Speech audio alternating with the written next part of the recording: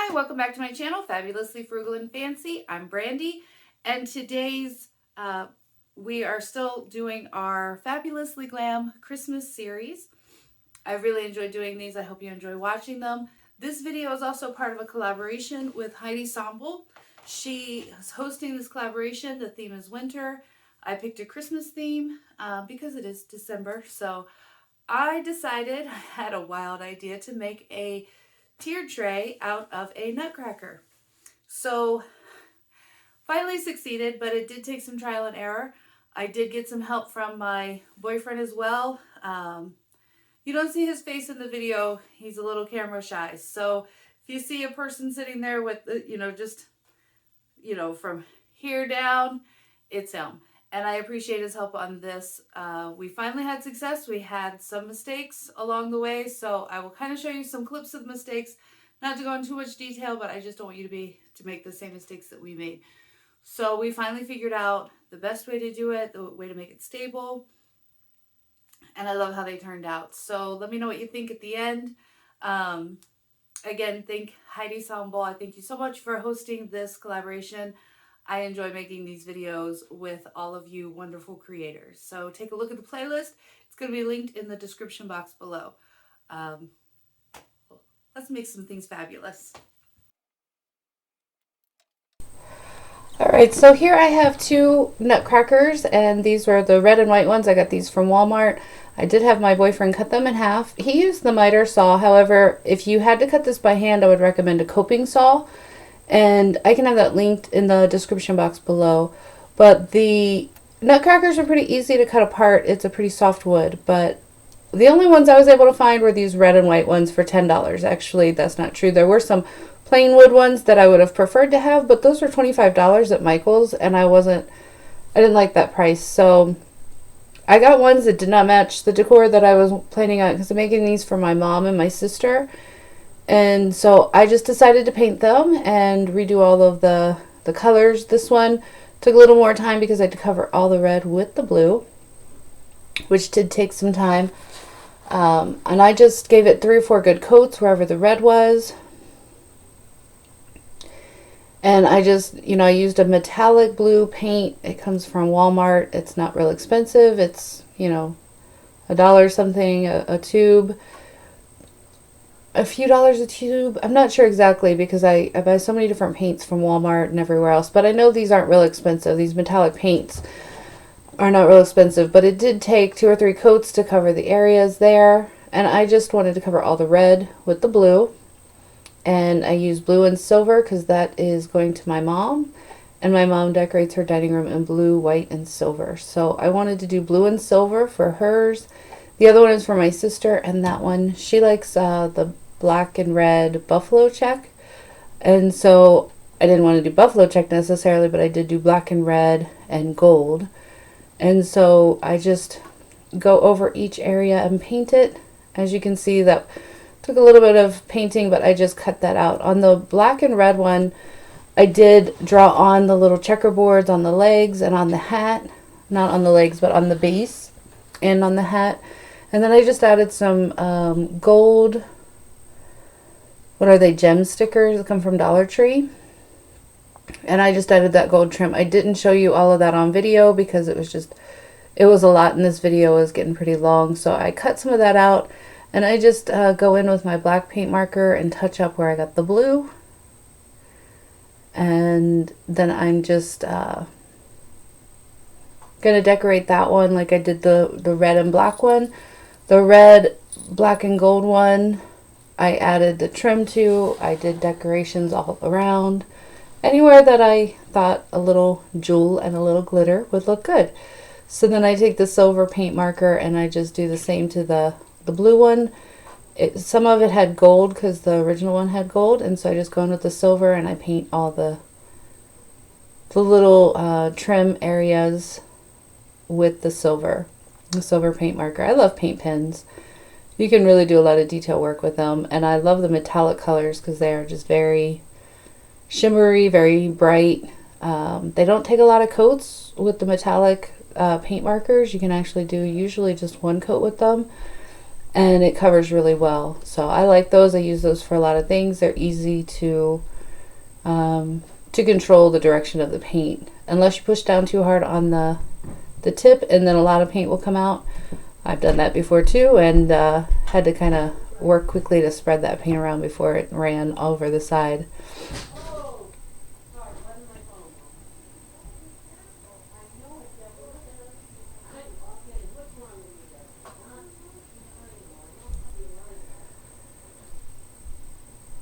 I'm just adding the silver wherever I feel like it needs the silver. And then I go in with some of the silver gem stickers from Dollar Tree. I also use some diamond wrap that I got from Amazon, and also some crushed, what is it called? Crushed rhinestone ribbon, also from Amazon. So this was actually pretty easy. This part was really fun for me. It was just a lot of, putting the sparkle where I wanted the sparkles. So I just add little pieces here and there around the legs, around the jacket part. I did actually make a mistake on the blue and silver one. I did not notice it until I was actually getting things ready to put this video together. I saw it in the picture and then I looked at it. So I actually ended up leaving it that way because there's a decoration on one side of his jacket. If you can see right there, there's a little bit of blue and silver like boxes. I actually left those boxes out of the other side of the jacket, but again, I did not notice that until I was editing this video. But I am actually just going to leave it. I don't really think it's that noticeable. Other people have seen it and not mentioned that, but it'll be a nice little conversation piece if it's not perfect anyway, so that's okay by me. And I just take some of this diamond the diamond stickers. It's diamond ribbon, and I'm just cutting it in strips, and then I just wrap, excuse me, around the different areas. I wrap it around his staff, I wrap it around his legs, and then just all over his jacket, his hat, anywhere I think a little bling would be in order. It turns out that I like the shimmer and the shine. I like it all the time anyway. I just like it even more at Christmas time. And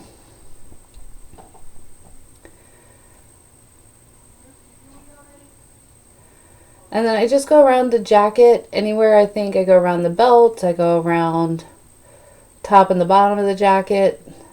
I just put it anywhere and everywhere around his hat, around the little tip of his hat. And then I also use the crushed rhinestones around his middle piece and what would be probably his like cummerbund area, I guess, if you want to call it something. Now, my thought was to make these nutcrackers into a tiered tray, and we tried a couple of different ways. I got help from my boyfriend on this. He did the cutting, and then I was honestly going to try to glue these nutcrackers to some glass plates, and he did not think that would work just because of the sealant and the coating that's on the glass plates. Like, it's a glaze on the glass plates, and I did get the glass plates from Dollar Tree. So he suggested that we try to get some drills and we drill holes so we could screw in to the plates. I'll show you that in just a little bit, but that was proving a lot more difficult simply because the blades that we got, we did not want to spend a lot of money, and so the blades that we got, or the drill bits or whatever you want to call them, were not anywhere near powerful enough, and they're called diamond tip, and I'll show you those in just a moment. But the diamond tip that we bought, we got them at Harbor Freight. They would work for like a small job, but it's not gonna work for a big job like this. So it was just taking a long time to try to drill the hole, and so finally we just set that aside and went with a different plan. So I'll show you that in just a moment. And here I'm just adding some of that crushed rhinestone. That does not have any stickiness on the back. The diamond stickers does have the sticky on the back, so I'm just using E6000 to attach that. And again, I'm just adding bling anywhere where I think a little bit of sparkle would fit, and I love a little bit of sparkle, so.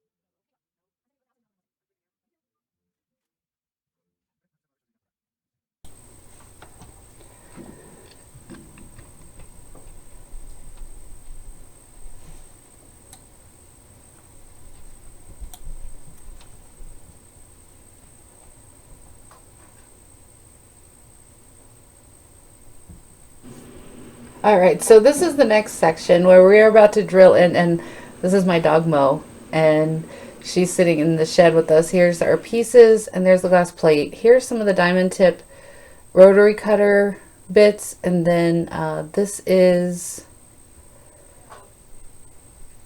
the drill bit that we got, and they would have worked for a smaller job, but after doing this for a while, like, he was really drilling and drilling and drilling, and I only show you just a little clip of this so you can see our mistake, but literally he was drilling for probably 45 minutes and the hole still had not gone all the way through, so we scratched this idea. And then we went with a different idea. See, he's just trying to work the hole through. He's pushing down hard. It just wasn't working. So then we tried these plastic trays from Walmart. This plastic was really brittle, and we couldn't get them secure. If you can see this is how, once it was finished, he's just showing you there how it wiggles, and that didn't work. So then we start again. We get these plastic plates from Walmart, and we start in the center of the plate. And we found also out, we kind of did this the wrong way. If you start, center the top piece first on the center of the plate has a little indentation in the middle, so it's easy to, he just drills right through it. His round disc that he uses, those are actually scrap pieces from when he was using his hole saw. So they already had a hole right in the center, and that worked out perfectly. Here we're just marking the bottom of the Nutcracker, so he can drill a hole up through the bottom of the Nutcracker in the center, and then that Nutcracker will be centered on the plate because he's going to use screws, and I believe he uses Spax screws, if that's the correct word, because they have a flatter head. That, anyway, this plastic was a lot more pliable, wasn't as brittle as those plastic trays. So here he's just using his drill, drilling a hole in the center. And then this round disc, what we did is we attached the round disc to the legs, found the center of the plate, just so that we could go ahead and do that. So we already had the center. And then we put the legs on the, we're just trying to find the center point of the legs so that we can screw through that little wood piece. We screw the wood piece to the tops of the legs, and then we can put a screw through up from the bottom of the little wooden disc up through the plate and up through the top of the Nutcracker. So if that makes sense, if it doesn't, just watch what he's doing here. Because again, this was trial and error, and this was try number 4 or 5 that we finally got this correct. So I wanted to show you this so that he's just drawing some circles around the legs so that he can get those centered. And he put that center hole that was in the very middle in between the center of the legs of the Nutcracker so that we could center everything on the top plate. We tried it the other way. We started at the bottom, and if you center that base piece, your top will not be centered because the feet are not, it didn't work because the body of the Nutcracker, you have to have it centered at the top first and then work your way down. It just worked out a lot better that way. He did some, he was showing you there that he, oh, and I forgot what it's called. He embedded the screw in the top. There is an actual word for it, and I forgot what that is called.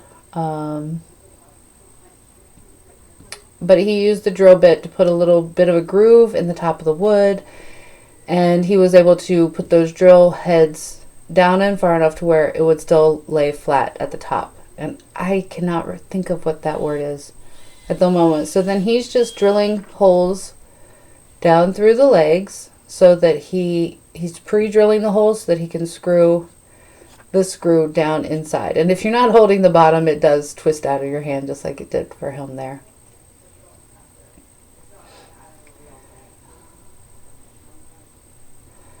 Alright, so he does that twice, one on each leg.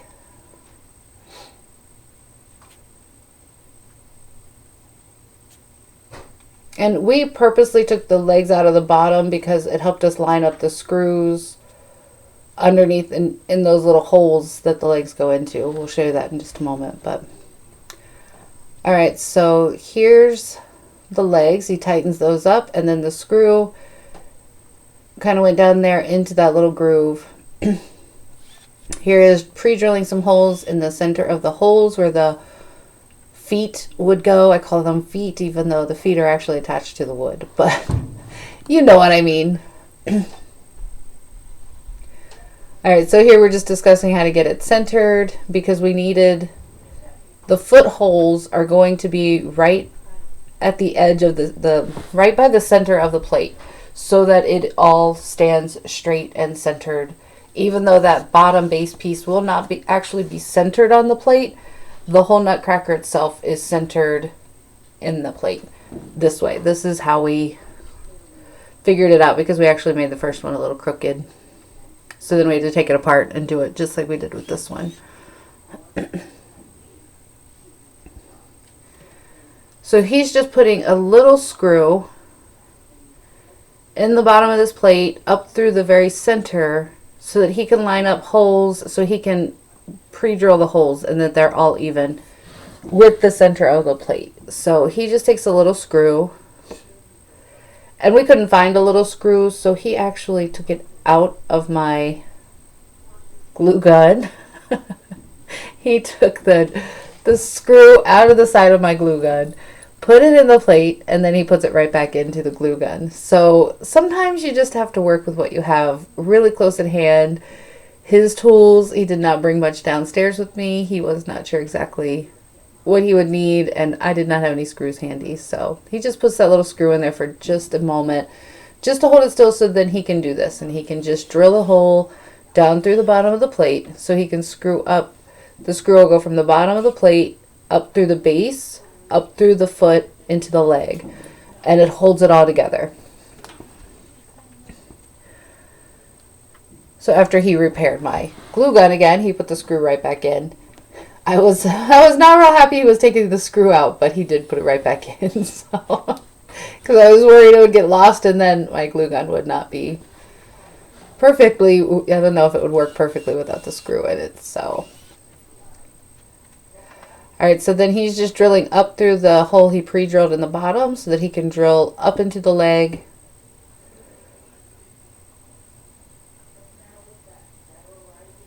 And it's just very sturdy there. It's all very sturdy. But see, there's some excess stuff there, excess paint, and they weren't fitting all the way down in. So he's just using his box cutter, and he's just scraping away any of the excess so that those feet will fit back down into the holes.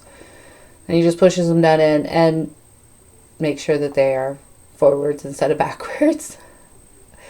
And then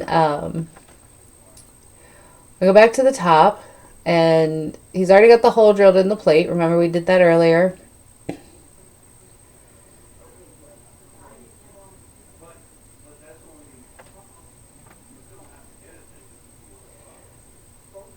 And he's just putting the screw through there.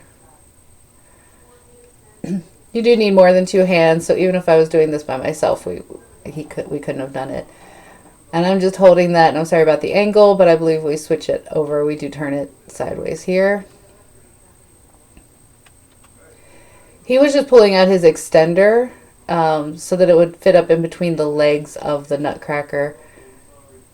And then we've already got the hole pre-drilled in the top of the nutcracker, and he just screws it in from the bottom. I make sure it's totally lined up, top to bottom, and then he just tightens the screws up. Looking good so far, and we are almost finished with this.